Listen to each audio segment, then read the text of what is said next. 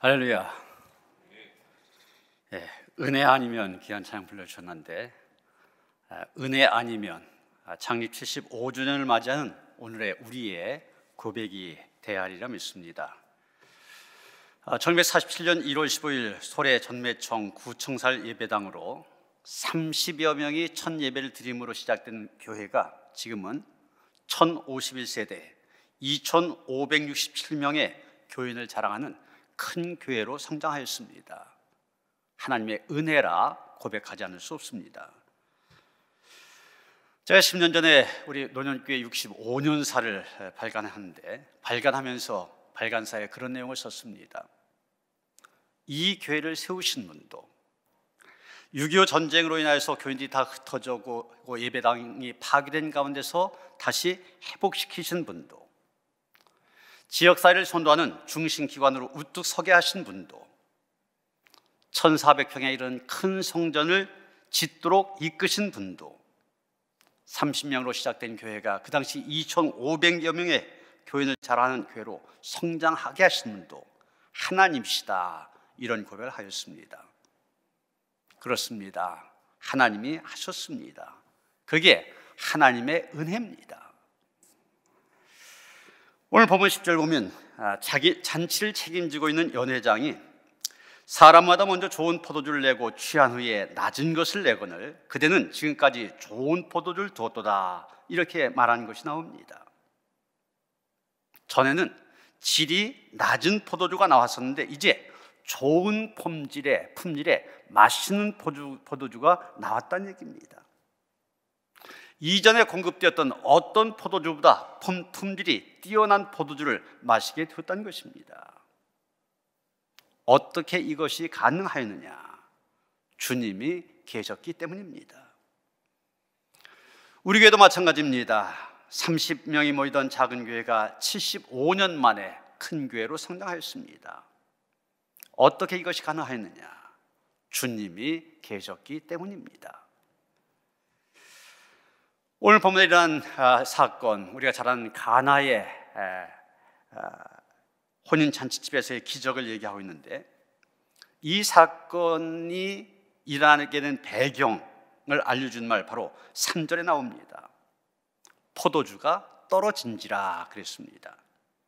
이 구절을 개역 성경은 포도주가 모자란지라 이렇게 번역을 하고 있습니다. 예수님이 초대받아간 혼인잔치집에서 포도주가 모자라는 불상사가 생겼습니다. 그리고 연회장이 사람마다 먼저 좋은 포도주를 내고 취한 후에 낮은 것을 내거늘 그랬는데 이것도 맞는 말입니다. 이 연회장이 한 말대로 세상은 처음에는 좋은 것 같지만 나중엔 갈수록 나빠집니다. 그래서 모자라고 나중엔 나빠진 것, 이것이 바로 인간의 실상입니다. 예수님이 공생을 시작하시고 얼마 지나지 않아 하루는 갈릴리 가나란 마을에 혼인잔치가 있었는데 그 집에 초대받아 가시게 됩니다. 전해진 말로는 모친 마리아의 친척집이라고 그럽니다. 그래서 예수님과 제자들 다 함께 갔던 것입니다. 당시 유대인들의 결혼 풍습에 의하면은 한 7일 정도 밤 시간을 이용하여서 혼인잔치를 진행합니다. 첫날 저녁에는 혼인 예식과 마을 거리 행진이 있었습니다. 그리고 나머지 6일은 계속해서 손님들을 초대하여 피로연을 여는 겁니다. 이런 그 당시의 풍습을 고려한다면 혼주 집에서는 피로연을 위하여서 음식과 포도주 충분히 준비했을 것입니다. 그런데 어디서 착오가 생겼는지 모르겠지만 이 포도주가 모자라는 불상사가 생긴 것입니다. 그 당시 관습으로 올 때 망신도 그런 망신이 없었습니다. 얼마나 당황했겠습니까? 마리아는 그 집에 가까운 친척이었기 때문에 아마 일손을 돕고 있었을 것이고 그런 상황을 먼저 알고 몹시 당황했을 것입니다. 그래서 예수께 도움을 요청했던 것입니다.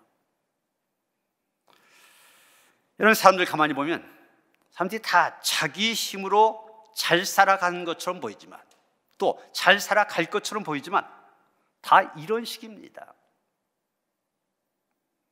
하나님의 도우심이 없으면 나중에 가서 보면 계산착오가 생깁니다. 이것저것 모자라서 당황하게 됩니다.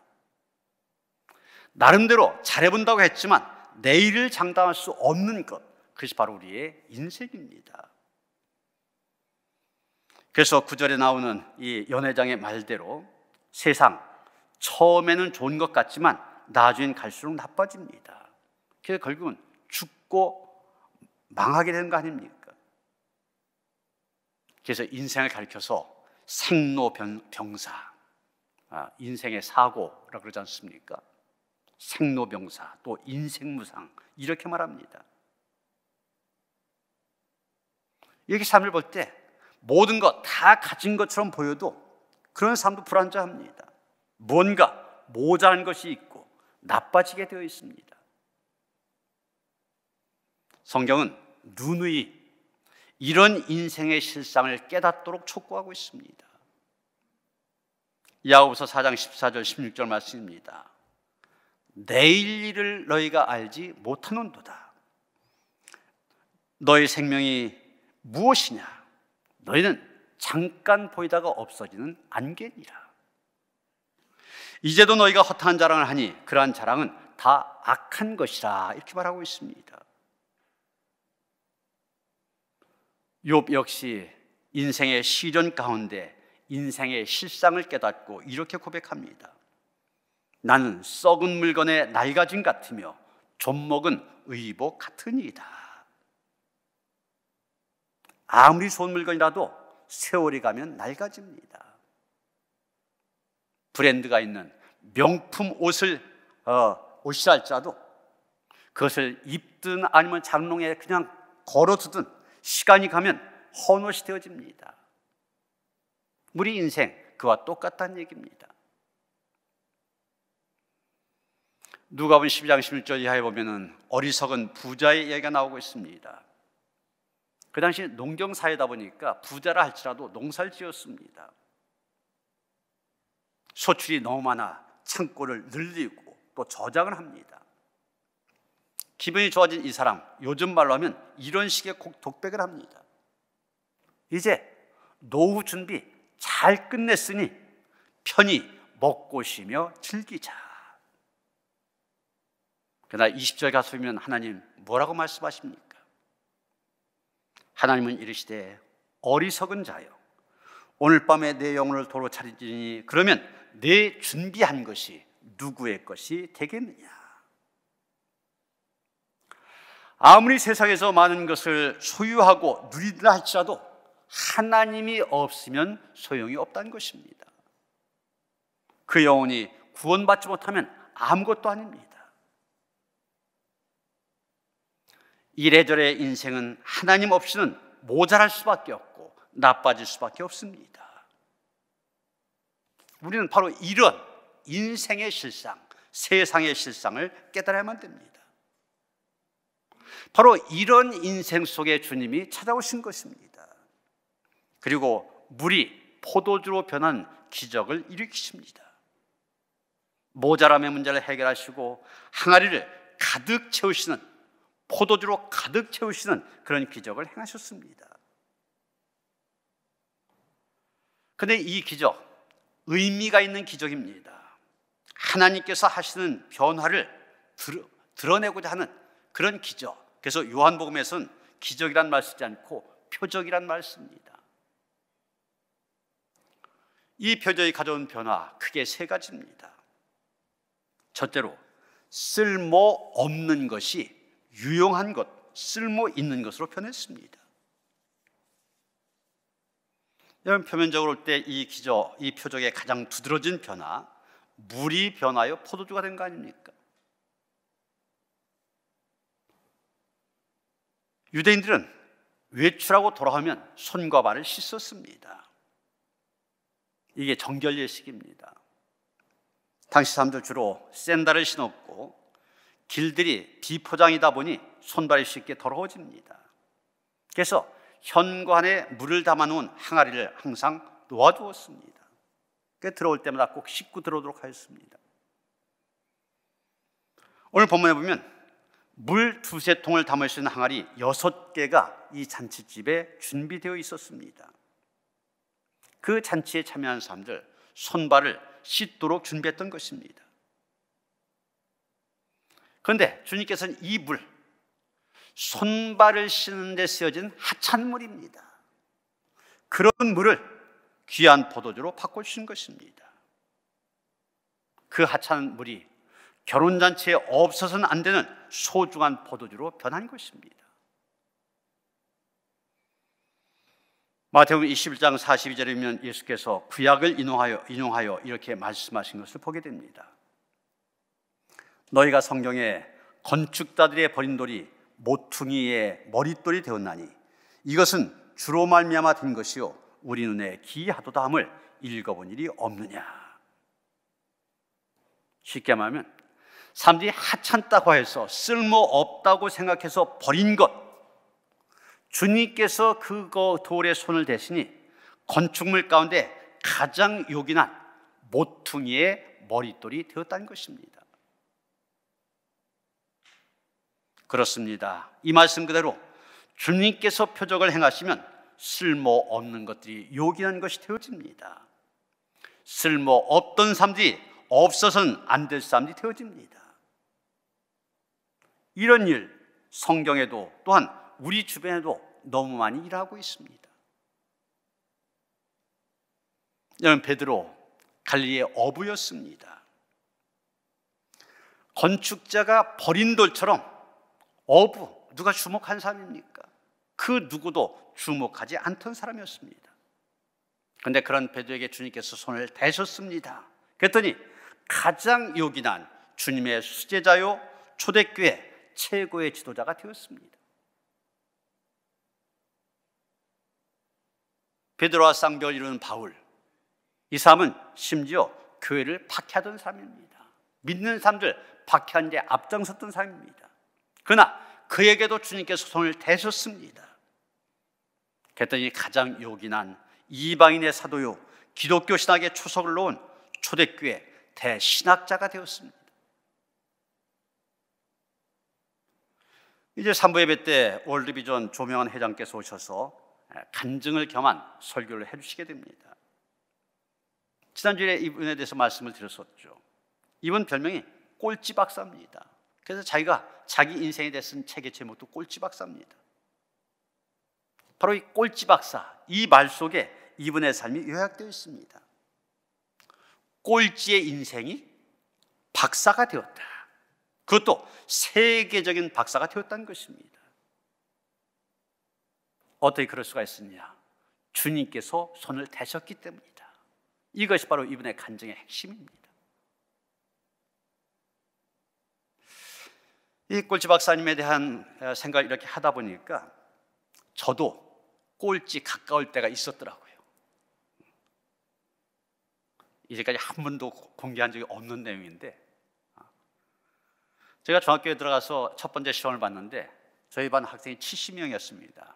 70명 중에 43등을 했어요. 그 정도 그냥 중간 정도, 제가 그렇게 열심히 공부하던 사람도 아니고 중간 정도 괜찮다 생각했는데 두 번째 시험을 봤더니 70명 중에 63등으로 쭉 떨어졌습니다. 70명 중에 63등, 거의 꼴찌 수준 아닙니까? 그런데도 그 당시 제가 공부 열심히 해야 되겠다, 내가 뭐야가 돼야 되겠다 그런 꿈이 없다 보니까 공부를 열심히 안 했습니다. 그러다 보니까 그 정도를 유지하다가 그래서 제가 좀 머리는 조금 있거든요. 공부 안 했는데도 3학년 때 되니까 480명 중에 100등 안에 들더라고요. 전교생 480명 중에. 저희 때는 시험 봤다면 1등서부터 100등까지는 교무실 옆에다가 쫙 이름을 써놨습니다. 1등 아무개, 2등 아무개. 제가 그 안에 그걸 들었어요. 근데 제가 고등학교 들어가서는 고3이 되어서는 그때도 전교생이 480명이었는데 480명 중에 10명 안에 들어간 성적이 되었습니다. 그래도 그 이전에 하나님께서 꿈을 주셔서 열심히 공부해야 되겠다 마음먹고 공부하니까 또 가게 되더라고요. 제가 대학 졸업식 때는 최종 학년 우등상을 탔습니다. 탑이란 얘기잖아요. 제가 학생회장을 했기 때문에 졸업식 때 다른 상을 탈 수도 있었는데 우등상을 주더라고요. 학교에서는 아마 공부 잘하는 게 첫 번째 모양이에요. 중학교 때 꼴찌였었는데 대학 졸업할 때는 탑이 된 거 아닙니까? 그리고 제가 그 후에도 석사 학위가 2개에다가 지금 미국 박사학위를 갖고 있습니다. 제가 200페이지 넘는 영어로 논문을 써서 박사학위를 받았어요. 그냥 꼴찌가 이 정도 됐으면은 꼴찌 박사 불러도 괜찮지 않습니까? 저도 당연히 주님께서 손을 대셨기 때문입니다. 주님께서 제 인생에 손을 대시니 꼴찌가 주님 앞에 귀하게 쓰임받는 존재로 변했습니다. 그렇게 부족한 삶이 하나님의 거룩한 나라를 위해 일한 일꾼이 되었습니다. 주님을 위한 쓸모있는 존재로 변화된 것입니다. 그렇습니다. 주님은 쓸모없는 제목들을 다듬으셔서 가장 요긴한 도구로 변화시켜 주십니다.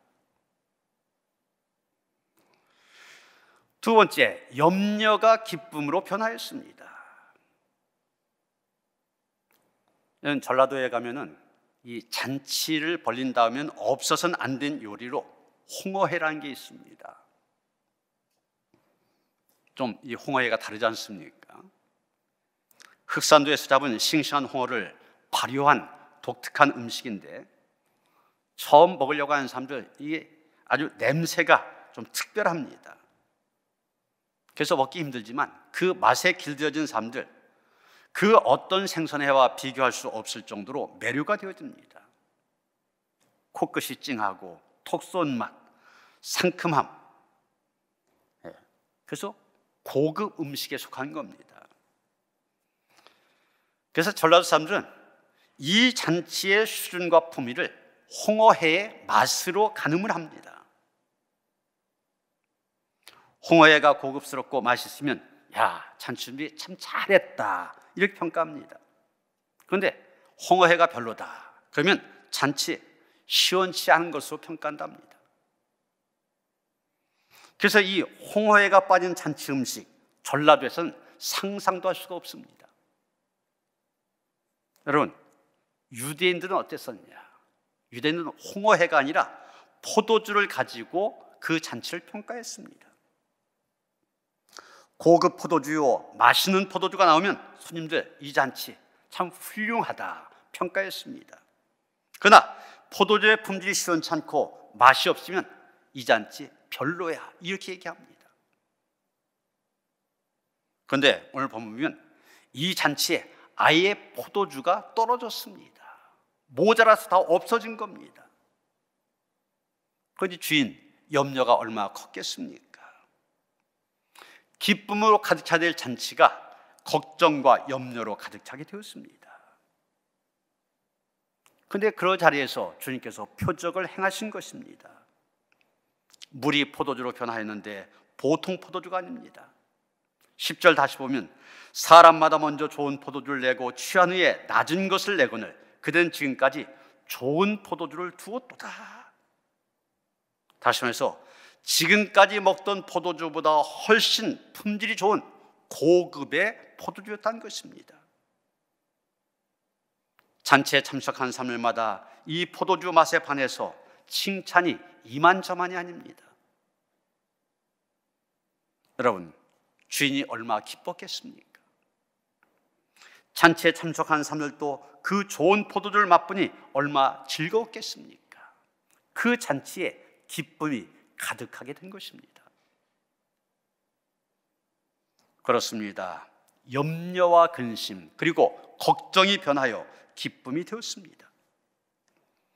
그렇습니다. 주님께서 역사하시면 우리에게 큰 기쁨이 넘치게 된 것입니다. 세 번째 변화의 내용, 불신이 믿음으로 변했다고 한 것입니다. 여기 11절 말씀 보면 요한이 이 표적의 결과에 대해서 이렇게 말하고 있습니다. 예수께서 이 첫 표적을 갈릴리 가나에서 행하여 그의 영광을 나타내심에 제자들이 그를 믿으니라. 마지막 믿으니라 그렇게 얘기하고 있습니다. 여기 바로 앞에 요한복음 1장에 보면은 예수께서 제자들을 부르신 이야기가 나옵니다.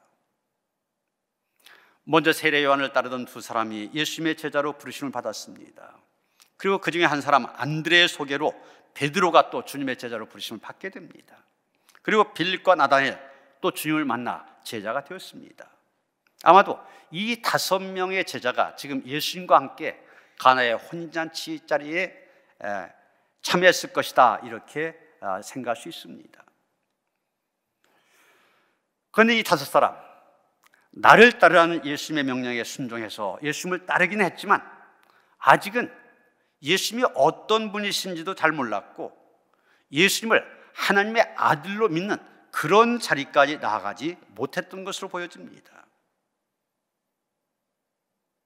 그런 상태에 있던 이들, 예수께서 이 가나의 결혼잔치에서 표적을 베푸실 때 이들 5사람에게 본격적으로 믿음이 생기기 시작한 것입니다. 그래서 마지막 절 그들이 믿으니라 이렇게 말하고 있습니다.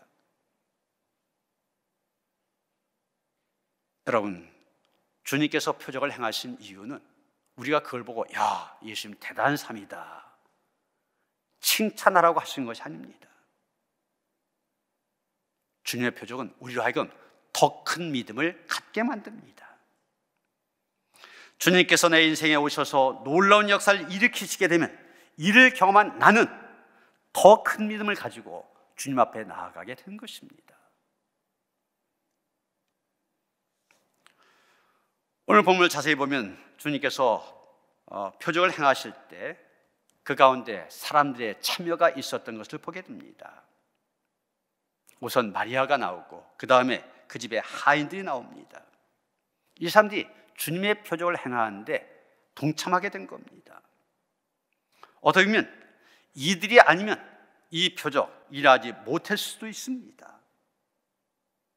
여러분, 이들에게 있었던 무엇이 이 표적을 가능하게 만들었습니까? 첫째는 믿음입니다.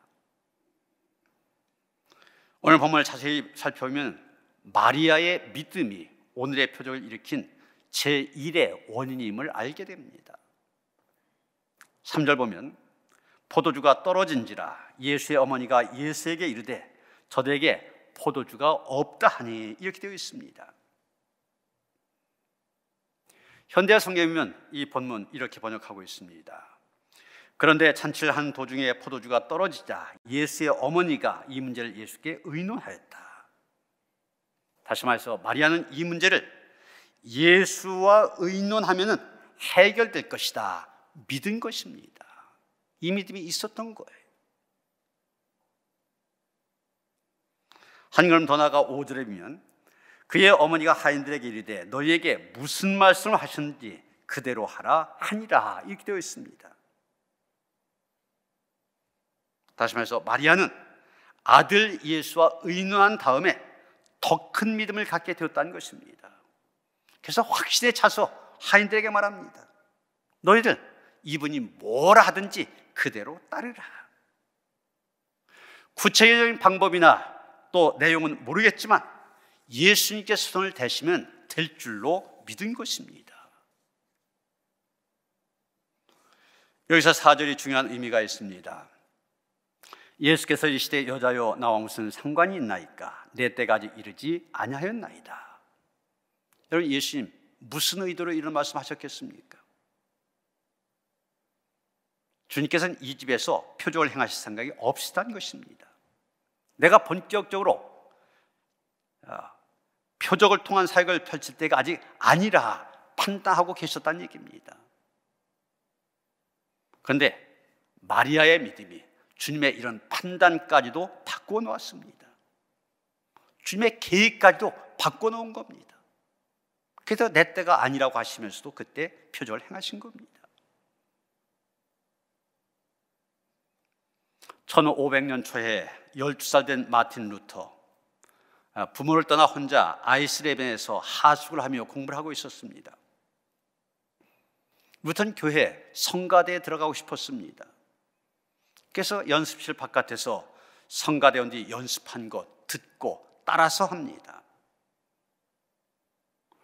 그런 루터를 보면서 지휘자가 안 됐다 싶은 생각이 들어 묻습니다. 너 거기서 뭐 하고 있니? 루터가 대답합니다. 성가대원이 되고 싶어서 노래 부르고 있어요. 지휘자가 안타까운 마음에 말합니다. 성가대는 어른들만 들어올 수 있단다. 그러니 집으로 돌아가거라. 그때 루터가 이렇게 말했다는 것입니다. 그런데 예수께서 써주시면 무엇이나 할 수 있다고 믿습니다. 또렷한 눈망울로 대답했던 이 소년, 훗날 종교개혁의 기치를 높이던 마틴 루터였습니다. 그렇습니다. 믿음이 주님의 표적을 만들어냅니다. 믿음이 주님의 역사를 열어갑니다. 우리가 복음서를 읽다 보면 대부분의 경우 주님께서 큰 표적을 행하시기 전에 꼭 물으시는 내용이 나옵니다. 뭐라고 묻습니까? 내가 믿느냐? 내가 믿느냐? 그때 아멘으로 자기의 믿음을 보일 때 주님의 역사가 나타났습니다. 두 번째 우리가 봐야 될 것, 순종입니다. 오늘 본문을 자세히 살펴보면 하인들의 순종이 이 표적을 일으킨 또 하나의 원인이라는 사실을 찾아볼 수 있게 됩니다. 이번 7절 보면 예수께서 그들에게 이르시되 항아리에 물을 채우라 하신즉 아귀까지 채우니 이렇게 되어 있지 않습니까? 예수님께서는 항아리에 물을 채우라고 하셨습니다. 분명히 항아리, 포도주를 담아둔 그릇이 아닙니다. 손과 발을 씻을 물을 담아둔 용기입니다. 그렇기 때문에 지금 포도주를 담그려고 한다면 여기에 물을 담아서는 안 됩니다. 하인들 입장에서는 당연히 문제를 제기할 수 있습니다. 아니 예수님, 포도주를 담그시려면 여기에 물 넣으면 안 됩니다. 그러나 이 하인들 아무런 말도 하지 않았습니다. 또 예수께서는 그 항아리에 물을 채우라고만 하셨습니다. 그런데 하인들 어떻게 했습니까? 아귀까지 가득 채웠다고 그랬어요. 적당히 3분의 2 정도만 채울 수도 있었을 것입니다. 6개나 된 항아리가 있었는데 한두 개만 채울 수도 있었을 것입니다. 그런데 6항아리 모두에 가득 채웠습니다. 이것은 무엇을 말하는 것입니까? 철저한 순종을 얘기하는 것입니다. 이해할 수 없어도 명령을 따른 것, 이것이 순종입니다. 대충대충 욕 안 먹을 정도만 한 것이 아니라 철저하게 명령을 따른 것, 이것이 순종입니다. 바로 그 순종이 기적을 일으켰습니다. 그 순종이 하나님의 역사를 체험한 비결이 되어진 것입니다.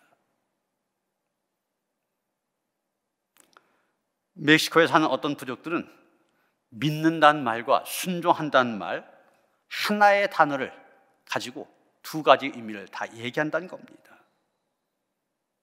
그렇기 때문에 이 사람들 믿음과 순종을 구분하지 못합니다. 그들은 믿으면 당연히 순종하게 되어 있지 않습니까? 이렇게 말한다고 그럽니다.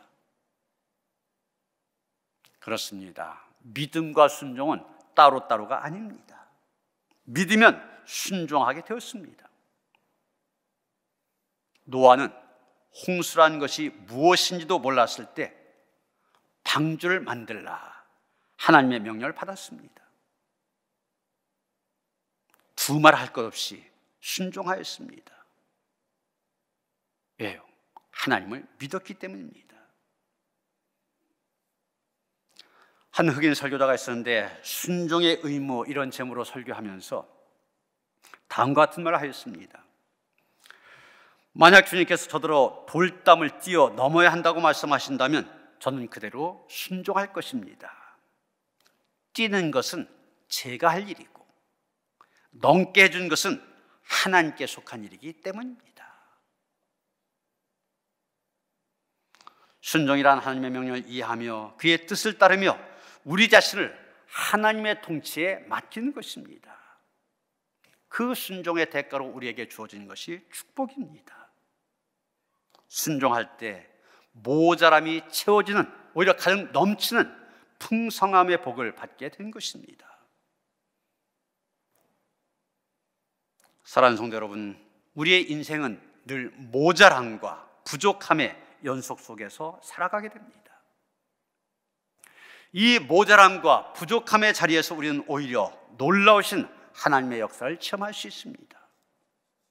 왜냐하면 우리가 부족할 때 하나님께서 친히 일하시기 때문입니다.